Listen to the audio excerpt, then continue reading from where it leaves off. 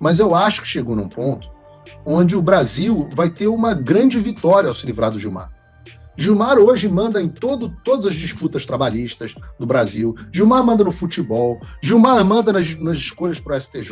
Gilmar manda nas escolhas para os tribunais, para os TRFs. Gilmar manda em tudo.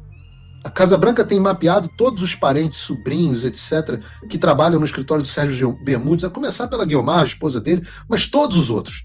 Vai todo mundo Magnitsky neles. Sejam bem-vindos, o meu nome é Bruno. Deixe o seu like e inscreva-se no canal.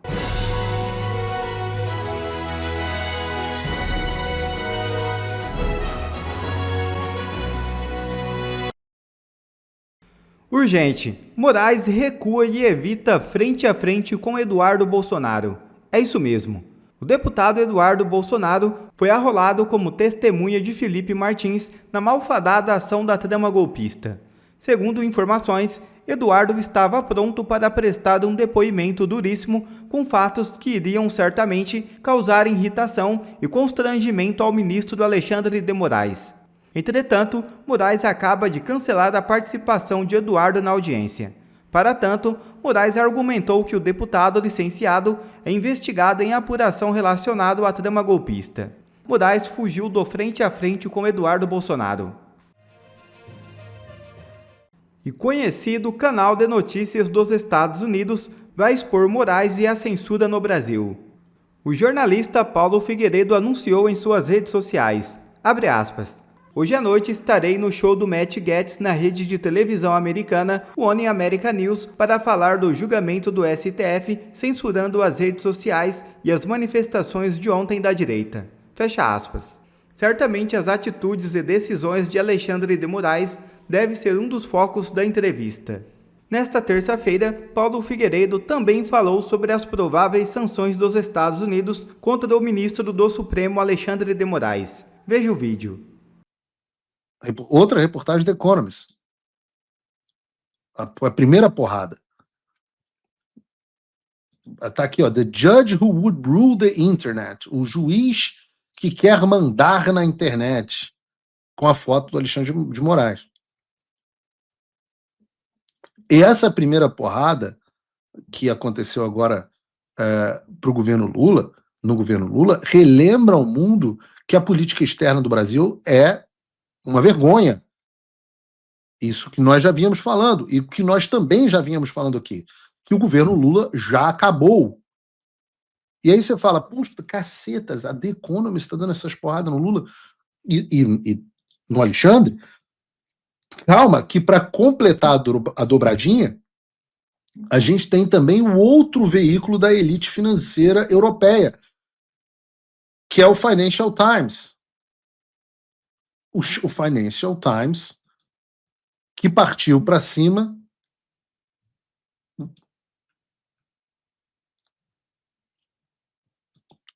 o Financial Times partiu para cima do Poder Judiciário e descascou o Supremo Tribunal Federal. O tópico é o Marco Civil da Internet. E o que a manchete diz? Diz assim, Suprema Corte do Brasil decide que plataformas digitais são responsáveis por posts de usuários.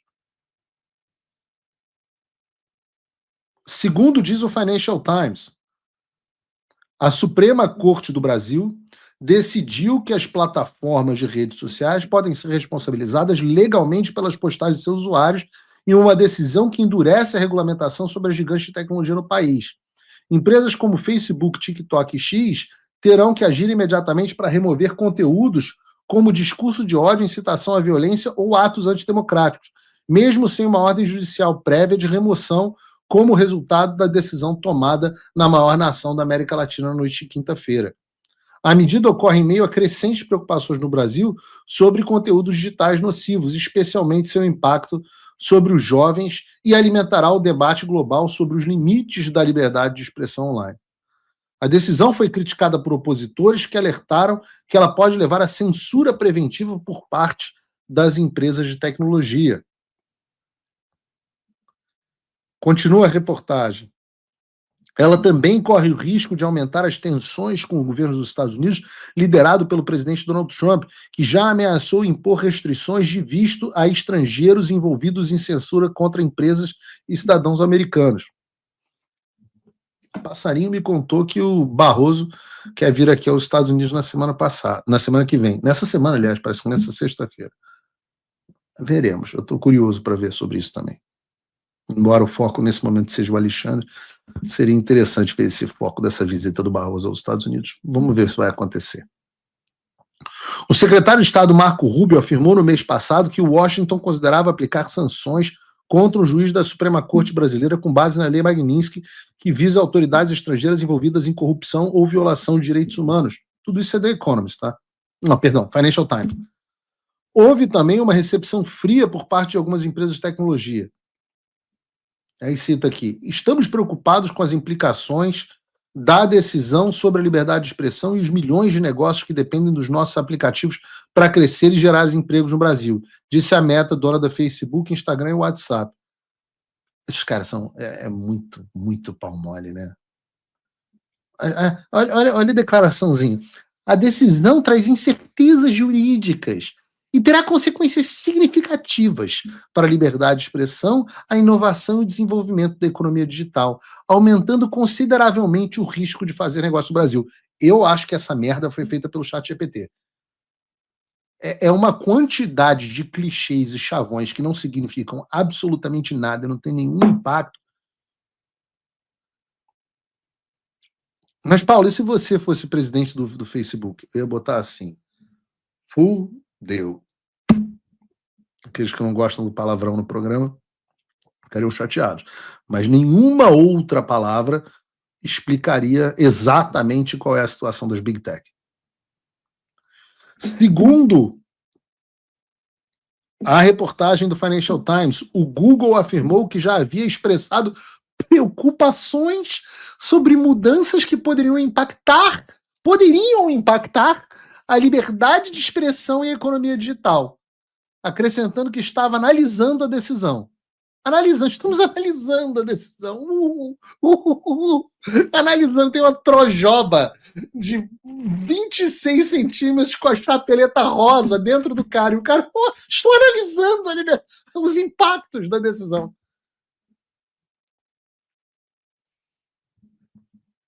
Será que se ferraram? Será? Não é à toa que a The Economist faz questão de citar a Meta e o Google, as duas maiores empresas de tecnologia do mundo, se opondo ao julgamento do Supremo Tribunal Federal.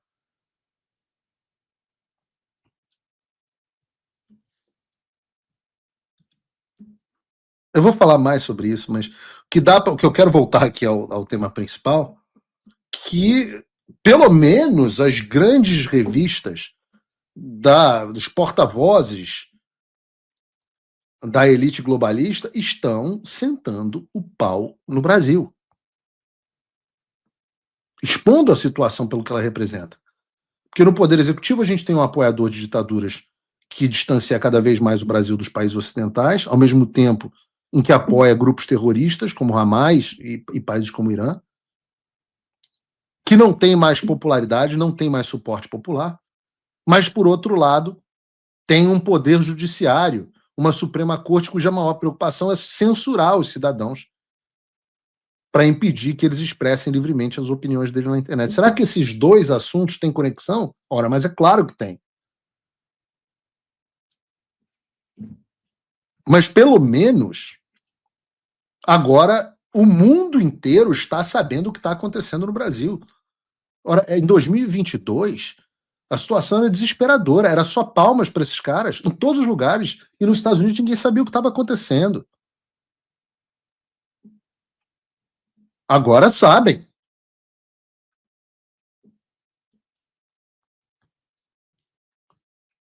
Voltando aqui, pegando gancho nessa crítica do Financial Times ao STF, no caso Marco Civil,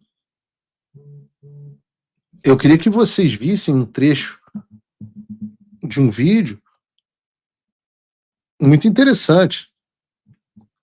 Vejam, na semana passada, logo após essa decisão do Marco Civil, eu fiz um post no X que eu levantei o seguinte. Logo depois, eu disse assim,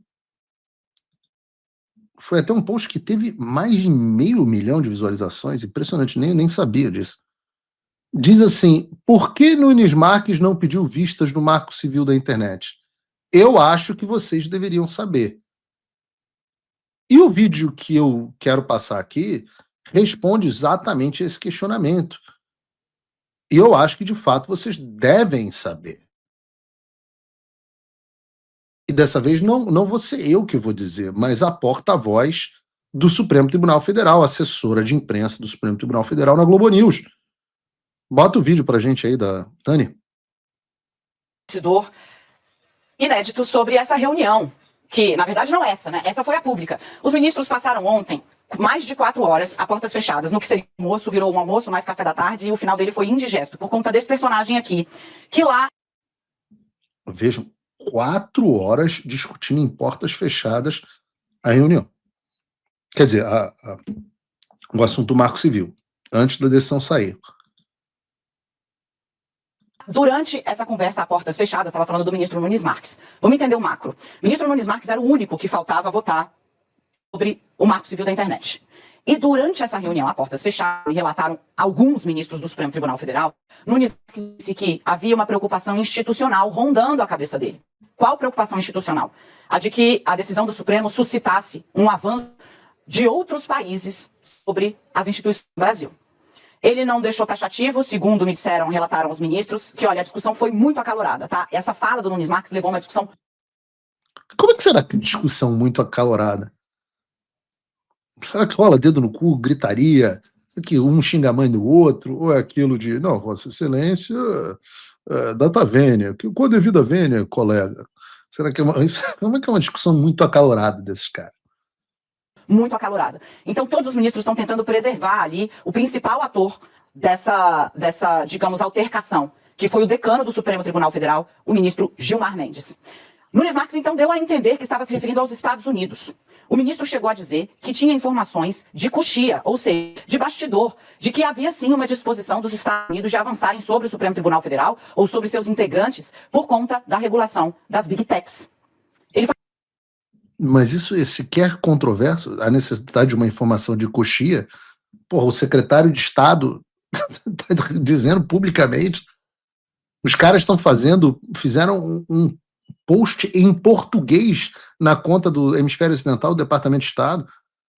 Os caras fizeram uma resolução inteira só por causa do Brasil, avisando que quem ferisse a liberdade de expressão ia perder o visto para os Estados Unidos. Será? É uma informação tão de coxia, assim, tão secreta? Está em todos os jornais, até o UOL. O Chris Smith, reunião no Comitê de Direitos Humanos, com o presidente da Comissão de Direitos Humanos mandando carta para o presidente. Será que é uma informação assim tão secreta? Interrompido neste momento pelo ministro Alexandre de Moraes, que disse, o senhor está se referindo à eventual sanção? Eu não estou preocupado. Por que você está preocupado? Porque o ministro Alexandre de Moraes já é alvo de uma ofensiva, não do governo formalmente, né, mas de uma ofensiva retórica e de empresas ligadas a Donald Trump. Neste momento, Nunes Marques disse, olha, eu acho importante que a gente pondere a respeito disso, para não deflagrar uma crise de relações internacionais. Eu, por óbvio, não estou relatando ipsis literis, mas foi como me foi passado. Neste momento, o decano, o ministro Gilmar Mendes, assumiu a discussão. E o ministro assumiu, abro aspas para um colega dele, como há muito tempo eu não via o Gilmar fazer, fecho aspas. Segundo o relato, o ministro Gilmar Mendes disse o seguinte, que Nunes Marques está procurando um pretexto para adiar o julgamento, porque sim, o ministro Nunes Marques poderia pedir vista. Ele sinalizou, inclusive. Gilmar Mendes teria dito que ele estava procurando um pretexto para adiar o julgamento. E fez questão de ser taxativo. Esse discurso que o senhor está trazendo aqui é o discurso bolsonarista. Constrangeu o colega. O ministro Gilmar Mendes disse que havia ali, na fala de Nunes Marques, na sinalização de adiamento dessa decisão, que já está sendo debatida no Supremo há uma década, a intenção de agradar, de atender a um grupo político. O ministro Gilmar Mendes ainda, repito, em tom altivo, e é o dono do Supremo. Quando tem negócio da bronca, gente, tem dois personagens... Reparem o que está acontecendo. Você tem o Nunes Marques falando, já falei que vai dar merda. E você tem o Gilmar Mendes e o Alexandre falando, não, tem merda não, eu assumo a bronca. Vamos ver se o Gilmar Mendes vai assumir a bronca. Eu digo a vocês que eu acho, e aí ainda é achismo, que a primeira sanção virá contra o Alexandre de Moraes. Essa me parece 95% de chance. A segunda sanção, eu acho que virá especificamente contra o Gilmar Mendes. O mesmo Gilmar Mendes que não está tão tranquilo assim, não, que está começando a sentir o calor no cangote dele lá em Portugal, onde hoje, nesse momento, ele está fazendo a Gilmar Palusa. O maior festival de putaria é um negócio que você não vê nem naquele site que começa com X e termina com vídeos, que eu nunca visitei, mas um amigo meu me falou que tem conteúdo de putaria. A verdadeira putaria que existe no Brasil acontece em Portugal, onde está acontecendo em Portugal, onde vão todos os lobistas do direito brasileiro se reunir num evento organizado pelo Gilmar Mendes. Mas o Alexandre de Moraes está lá também, junto com outros, acho que 5 ministros, inclusive o Barroso. E já noticiamos aqui que há uma discussão em Portugal que vai se aprofundar nos próximos meses para se investigar de onde vêm os recursos de Gilmar Mendes em Portugal. Será que ele está tão tranquilo assim? Eu acho que não, mas vamos continuar. Que sempre emergem com muito mais autoridade. O presidente da corte, por óbvio, e o decano, que é o ministro mais antigo. Isso conta dentro da institucionalidade. O ministro Gilmar Mendes chegou a dizer que não se cede à chantagem, porque a partir do momento que se cede a uma chantagem, nunca mais é possível parar. Dizendo o seguinte, se ameaçam, né, avançar e o Supremo recua, quem sai enfraquecido é o Supremo Tribunal Federal como instituição. Nesse momento, Nunes recuou e falou, nesse caso, eu vou trazer o meu voto, peço meia hora para apresentar o voto e finalizamos o tema hoje. Fico vencido. E acabou assim, como relatava o Felipe, 8-3. Mas teve bate-boca, discussão, altercação acalorada nos bastidores. Os ministros, que por muito tempo, digo, tá há 10 anos o caso lá, né? Muito tempo, trataram, debateram internamente, estavam já ali há horas tentando chegar a um meio termo, construir um texto de meio caminho, celebraram a atuação, e eu conto a vocês assim, que os relatos que recebi foram de ministros orgulhosos pela defesa institucional que Gilmar Mendes fez, da autonomia do Supremo Tribunal Federal de decidir sobre temas que dizem respeito ao país. Gilmar está bancando, mas está bancando com o toba dos outros por enquanto. Quero ver se vai continuar bancando com o dele. Eu torço para que banque. Eu acho que chegou num ponto, eu já, inclusive, fui muito elogioso ao ministro Gilmar Mendes, mas eu acho que chegou num ponto onde o Brasil vai ter uma grande vitória ao se livrar do Gilmar. Gilmar hoje manda em todas as disputas trabalhistas do Brasil. Gilmar manda no futebol. Gilmar manda nas escolhas para o STJ. Gilmar manda nas escolhas para os tribunais, para os TRFs. Gilmar manda em tudo. E esse evento aí até o Pediri deve estar no Gilmar Palusa. De tão perverso, de tão luxurento que é esse evento. Promíscuo. Os patrocinadores são aqueles que têm ações no próprio Supremo Tribunal Federal. É o retrato do que se tornou o Brasil. Então eu torço para que Gilmar Mendes continue adotando essa postura. Os outros não, cara, vamos resolver um problema de cada vez. Mas eu acho que estou ficando cada vez mais convencido de que o Gilmar precisa ir. O Gilmar precisa ir. O Brasil já deu para o Gilmar. Já deu. Eu acho que já deu. E é o que tem o maior telhado de vidro. A Casa Branca tem mapeado todos os parentes, sobrinhos, etc., que trabalham no escritório do Sérgio Bermudes, a começar pela Guiomar, a esposa dele, mas todos os outros. O maior escritório de contencioso do Rio de Janeiro. Um dos maiores do Brasil. Um grande advogado, inclusive, já advogou para minha família. Vai todo mundo Magnitsky neles. Mas fora isso, tem o IDP, né? De onde veio também o Paulo Gonet. Tem sobrinho, tem enteada, tem filho. É uma putaria que vocês não têm ideia. E, não, Paulo não pode falar palavrão, olha que feio, você fala palavrão. Meu filho, se você não chamar de putaria o que acontece no Gilmar Palusa, você vai chamar o quê? Vai falar de quê? Uma pouca vergonha. Um nível de promiscuidade que eu volto a dizer. Agora,